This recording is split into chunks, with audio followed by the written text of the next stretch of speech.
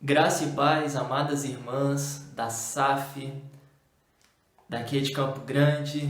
Deus abençoe vocês, esse presbitério maravilhoso, abençoado, essas irmãs tão valorosas. E espero aqui pregar a palavra do Senhor para todos vocês e é com muita alegria que recebo este convite. Para a nossa reflexão, eu quero trabalhar com as irmãs no texto do evangelista Marcos, capítulo 7, do verso 24 ao verso 30. O Evangelho de Marcos, no capítulo 7, dos versos 24 ao verso 30. Diz assim a palavra do Senhor: Levantando-se, partiu dali para as terras de Tiro e Sidom. Tendo entrado numa casa, queria que ninguém o soubesse. No entanto, não pôde se ocultar. Porque uma mulher, cuja filhinha estava possessa de espírito imundo, tendo ouvido a respeito dele, veio e prostrou-se-lhe aos pés. Esta mulher era grega, de origem sírio-fenícia, e rogava-lhe que lhe expelisse de sua filha o demônio. Mas Jesus lhe disse: Deixa primeiro que se fartem os filhos, porque não é bom tomar o pão dos filhos e lançá-los aos cachorrinhos. Ela, porém, lhe respondeu: Sim, Senhor, mas os cachorrinhos debaixo da mesa comem das migalhas das crianças. Então lhe disse: Por causa destas palavras, podes ir. O demônio já saiu da tua filha. Voltando ela para casa, achou a menina sobre a cama, pois o demônio a deixara. Nem sempre a vida nos oferece episódios bons. Às vezes nós temos que passar por dificuldades, anseios, males, e isto nem sempre é fácil. Mas quando nós observamos para mais um encontro de uma pessoa com Jesus, e neste caso, uma mulher que o texto diz sírio-fenícia, nós observamos que uma vez aos pés do Senhor, podemos receber um milagre. A vida é difícil, trabalhamos, às vezes sofremos, lutamos e esperamos pela intervenção do Senhor. Ora o Senhor nos responde, ora não. E aí nós temos que lidar com mais um aprendizado do Senhor diante das coisas que estamos vivendo. Mas o fato é que quando olhamos para este texto, nós observamos uma mãe que está aflita, uma mãe que se rende aos pés do Senhor Jesus. No primeiro momento, Jesus ele tenta ficar sozinho, ele tenta se retirar um pouco. Mas diante dos seus feitos, diante dos milagres que ele já estava operando aos arredores de Israel, diante do seu ministério terreno, Jesus, a sua fama já começa a ser espalhada por todo lugar. E esta mulher, sabendo então que Jesus está na sua região, uma região gentílica, uma região que não era muito bem vista pelo povo de Israel, esta mulher então ela clama pela sua filha que estava possessa de um espírito imundo. Esta mulher então ela se rende aos pés do Senhor. Ela não perde a oportunidade diante de Jesus Cristo. E assim ela espera pela libertação de Jesus. Minhas irmãs, neste dia, eu quero meditar com vocês acerca do seguinte tema: uma mãe intercessora. Hoje nós iremos aprender com esta mulher algumas virtudes, alguns passos, algumas ações que esta mulher teve no encontro com Jesus. E que este texto venha inflamar o nosso coração de modo que venhamos nos encontrar com o Pai diariamente e sermos transformados pela Tua poderosa mão. Sendo assim, eu quero refletir com vocês mais uma vez sobre o tema uma mãe intercessora. O texto no verso 24 vai dizer assim: Levantando-se, partiu dali para as terras de Tiro e Sidom, tendo entrado numa casa, queria que ninguém o soubesse, no entanto, não pôde ocultar-se. O texto então fala de Jesus. Jesus está no seu ministério, andando, curando, ensinando, administrando tudo aquilo que o Pai já havia planejado para ele. Mas neste momento nós encontramos Jesus querendo um pouco de descanso, um pouco de um afastamento das pessoas. Mas o texto diz, no entanto, não pôde ocultar-se, porque uma mulher, verso 25, cuja filhinha estava possessa de espírito imundo, tendo ouvido a respeito dele, veio e prostrou-se aos seus pés. A primeira ação que uma mãe intercessora ela deve ter é de render-se aos pés de Jesus. É de rendição. Como eu disse na introdução, muitas das vezes temos dificuldades, temos empecilhos, temos temores, males, sofrimentos. Mas o que esse texto nos ensina é que diante da vida, nós temos que abaixar a fronte e nos rendermos aos pés do Senhor Jesus. Reconhecendo o seu poder, a sua glória, a sua majestade, e entendendo que Jesus ele é aquele que dirige todas as coisas, ele é aquele que pode fazer tudo em prol do seu povo. Não tente, meus irmãos, resolver as coisas com as suas próprias mãos. Não tente fazer aquilo que você não pode fazer. Há momentos na vida que nós temos que nos render aos pés do Senhor. O que é de ordem material, natural, sim, compete a nós. Mas o que é de ordem espiritual, compete ao Senhor. E nesta cena, neste momento, neste ponto, a primeira ação dessa mulher é se render, é se prostrar aos pés do Senhor. Deixe-me contar uma história.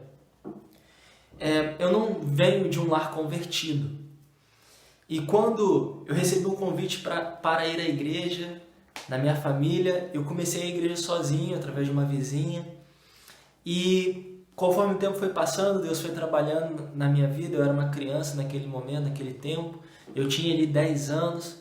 Então, a minha mãe ela começou a ir comigo na igreja, a igreja presbiteriana.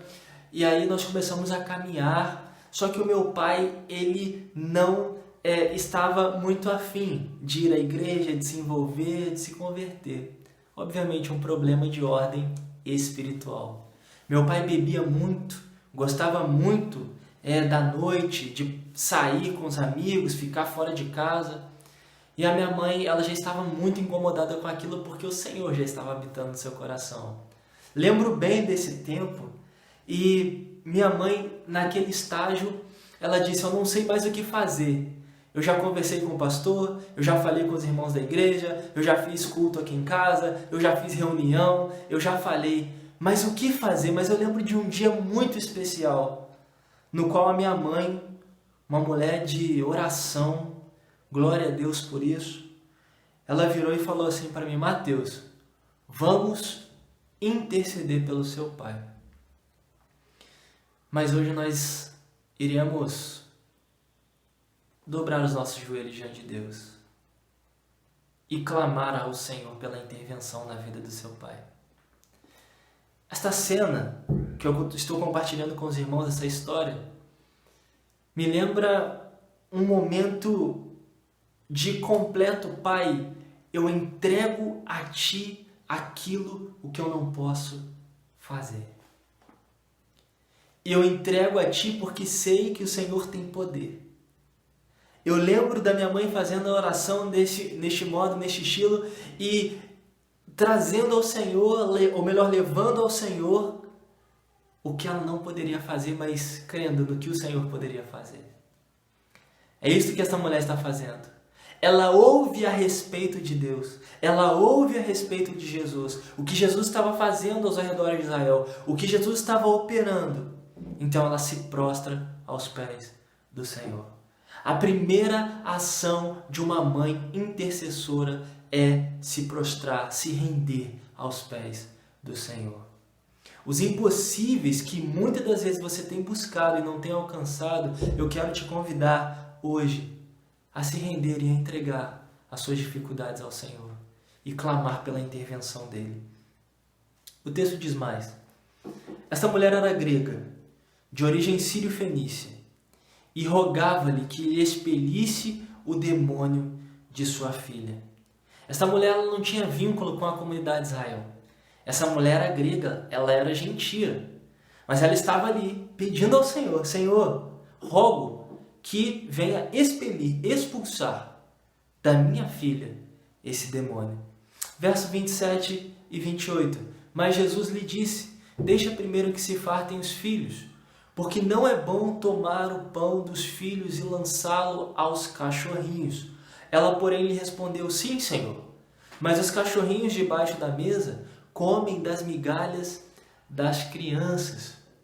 A segunda ação que eu quero compartilhar com as irmãs neste dia, hoje, é o seguinte: não perca as oportunidades.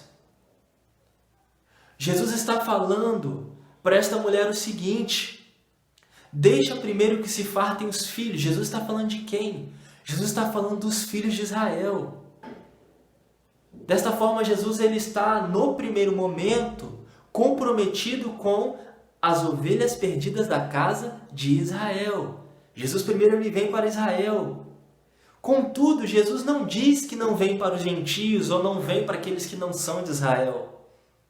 Mas Jesus ele vai dizer o seguinte: porque não é bom tomar o pão dos filhos e lançá-lo aos cachorrinhos. Bom, Jesus está chamando uma mulher de cachorro, muito pelo contrário.